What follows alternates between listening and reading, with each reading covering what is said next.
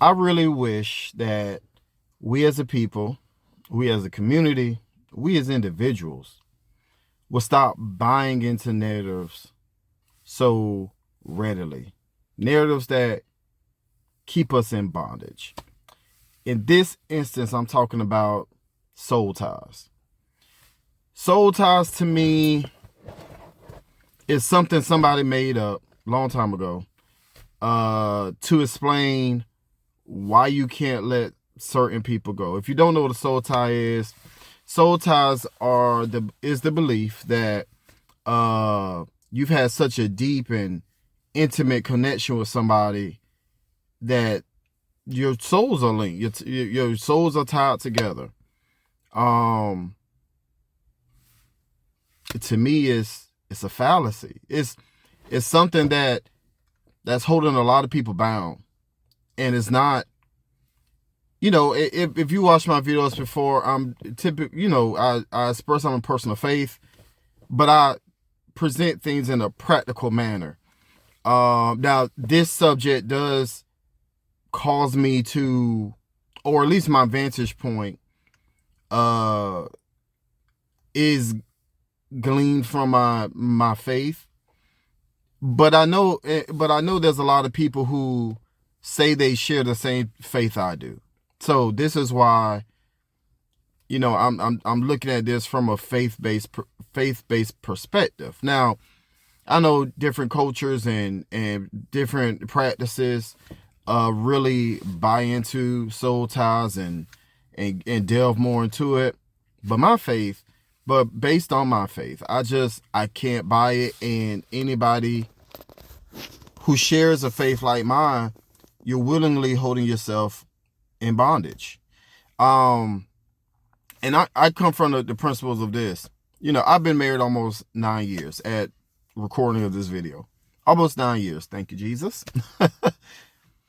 So when my wife and I got married, as the tradition states, we've become one flesh. There is no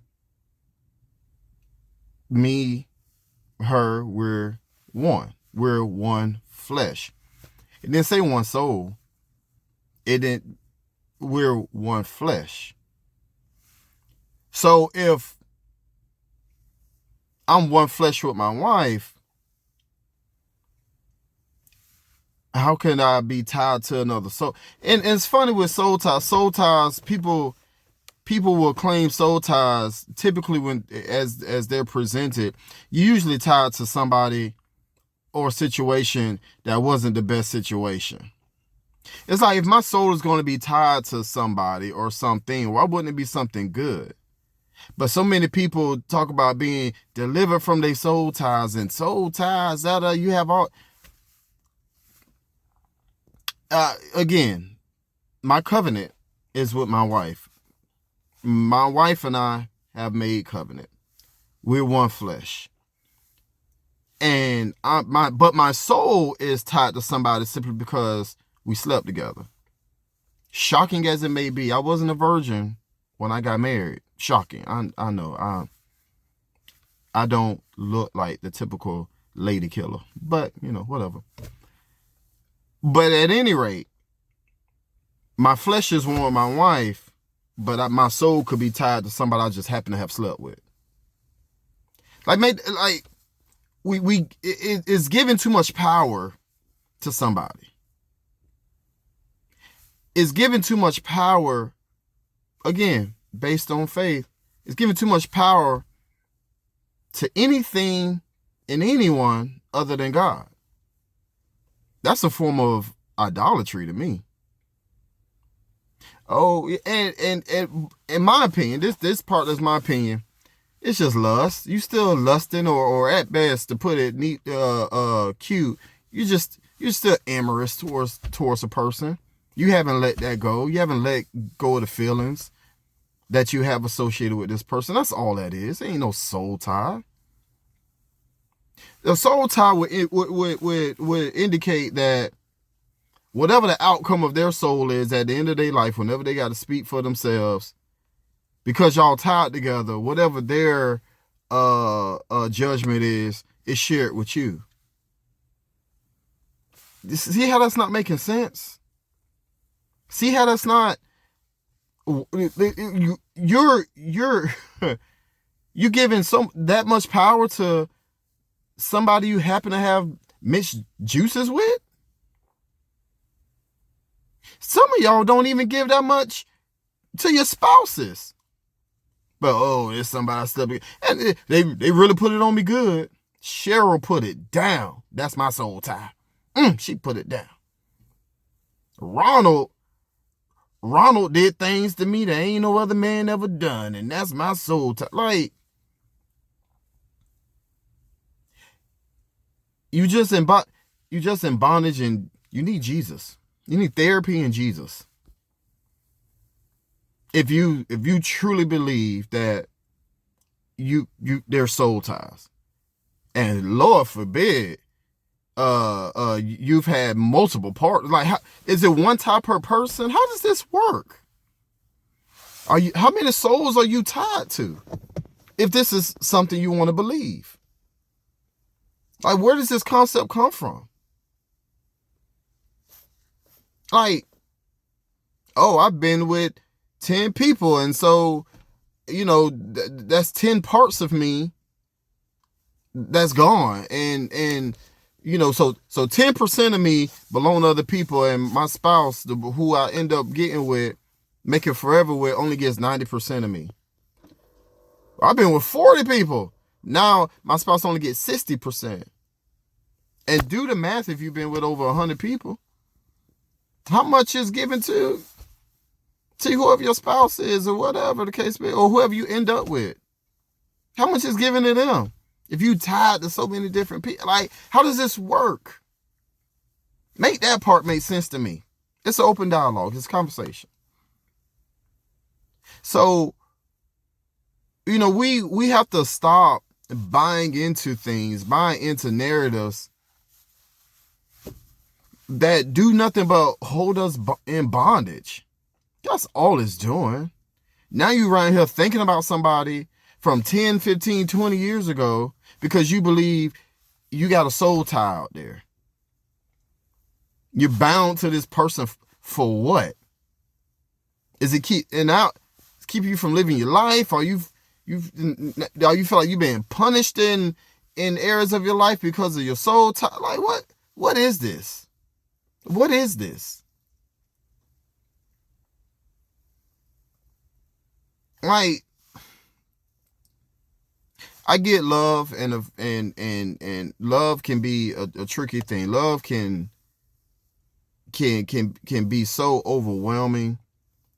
Those feelings that come with that, and it gets us to play. It makes us do things that, in our logical mind, we probably wouldn't do. As many people has argued, love ain't logical. Our natural instinct is to be selfish. So love, which is encouraging us to think of others, to consider others, to serve others, and not put ourselves first, that's what makes it illogical. So I get in the illogical nature that is love. We can then have illogical beliefs that go along with it. I totally get that. But how illogical, what's your threshold for illogicalness that you will allow yourself to be tied to the soul of somebody?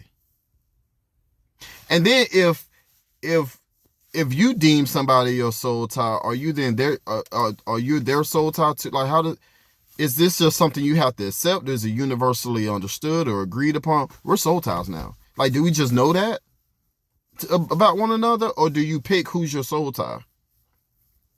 Like, how does this work? What is, or is it just anybody you've ever been with you create soul ties with? Which, again, taking it to a faith perspective, it's probably why you shouldn't be having sex unless you're under the covenant of marriage anyway. I guess that's why that's the grand plan, because God in his infinite wisdom, if there is soul ties, God in his infinite wisdom knew y'all don't need your souls tied to so many different people. So Just, if you're gonna have a soul tie, at least let it be your spouse. Maybe that went into the calculation in God's infinite wisdom. Because y'all jacked up out here. Talk about soul ties. It done went from the streets. It done went to the parlors. It done went to the tarot card readings. It done went to the pulpits of churches. Talk about soul ties. The only way it should be brought up in church is if you talking about deliverance. Deliver yourself from this stupid way of thinking. Because it is, man. I mean, there's some people out there who can't even keep count with who've all they been with. So now you just soul tied to some nameless, faceless person that you can't even remember. What about worst case scenario, you get SA'd? Is that a soul tie too?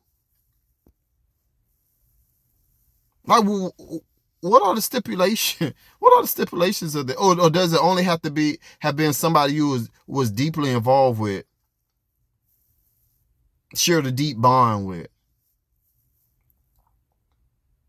Like, what are the rules and the parameters of this?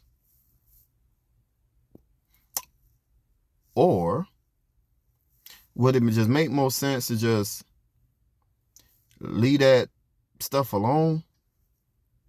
Leave that type of thinking alone. Again, when me and my wife got married, we became one flesh, not one soul. My soul got an answer for me, just like her soul still got an answer for her. When it's all said and done. So why would you believe in soul ties when your soul got an answer for you?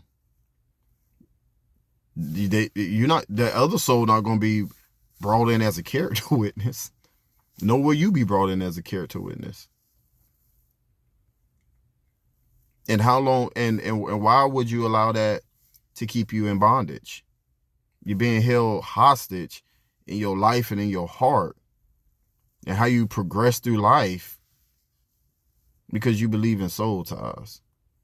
And whoever you believe your soul is tied to, just go be with them, man. Save everybody else trauma and potentially you becoming a soul tie. And y'all just one soul tied mess.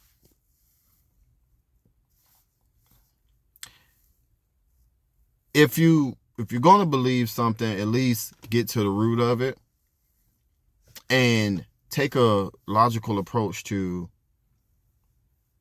how it, especially again, if you share faith like I do, how does that weight against the teachings and the principles and of your own faith?